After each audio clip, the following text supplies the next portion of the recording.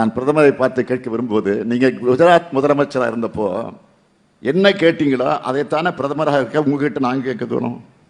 ஆளுநர் இல்ல, ஆளுநர் இல்லை, யாராக இருந்தாலும் சரி தமிழ்நாட்டு வளர்ச்சியை தடுக்க முடியாது. தமிழ்நாட்டில் இன்றைக்கி நம்ம செஞ்சுட்டு இருக்கக்கூடிய வளர்ச்சி யாரால் தடுக்க முடியும்? எந்த கும்பலாலும் அதை தடுக்க முடியாது. அது அவங்களுக்கும் தெரியும். அதனால தான் குழப்பம் ஏற்படுத்த முடியுமான்னு பார்க்குறாங்க. இப்போ தமிழ்நாட்டில் ஏதாவது புது பிரச்சனையை கிளப்பி கலவரம் செய்யலாமா, வன்முறைக்கு வழி அமைக்கலாமா என்று செயல்படுறாங்க. பல்வேறு மதங்கள், சாதிகள், பழக்க வழக்கங்களை கொண்ட மக்களாக இருந்தாலும் தமிழர்கள் என்ற உணர்வோடு மக்கள் ஒற்றுமையாக வாழ்ந்து வராங்க. அவரவர் கடவுள், அவரவர் நம்பிக்கை, அவரவர் விருப்பம்னு அமைதியாக வாழ்ந்து வராங்க. இங்க எல்லா சமய விழாக்களும் தினமும் நடந்துட்டு தான் இருக்கு. லட்சக்கணக்கான மக்கள் கூடுறாங்க, அமைதியா வீட்டுக்கு திரும்பி போறாங்க.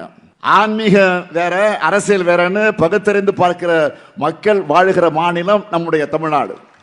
ஆன்மீகத்தை தங்களுடைய அரசியலுக்கு பயன்படுத்துகிற தீய சக்திகளை நாம எப்பவும் ஏத்துக்க மாட்டோம், மக்களை ஏத்துக்க மாட்டாங்க. அதேபோல் பிற மதத்தினர் உணர்வுகளையோ மதிக்கிறவங்களை தான் நம்ம மக்கள் ஏற்றுக்கொள்வார்கள். இத மக்கள் கொடுக்கிற பேட்டிகளே பார்த்திருப்பீங்க. இதை பற்றி என்னைக்குமே நான் சொல்ல விரும்புவது, மதவெறியா மாறாது. அதனால்தான் பாஜக ஆளுகிற மாநிலங்களைப் போல வன்முறை காடாக இல்லாம அமைதி பூங்காவாக தமிழ்நாடு இருக்கு.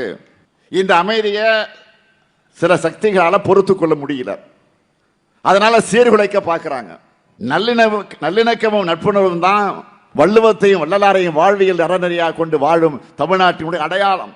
அந்த நல்லிணக்கத்தை கெடுக்கிறது மூலமா தமிழ்நாட்டினுடைய வளர்ச்சியை தடுக்க நினைக்கிறவங்களுடைய எண்ணம் ஈடேறாது. தமிழ்நாட்டுக்கு நியாயமாக வர வேண்டிய நிதியை தர மாட்டீங்க, பேரிட நேரத்தில் கூட உதவி செய்ய மாட்டீங்க.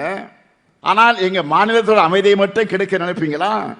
நீங்க ஏமாந்து தான் போவீங்க. திருந்துங்க, இல்லைன்னா திருத்தப்படுவீர்கள் எச்சரிக்கிறேன்.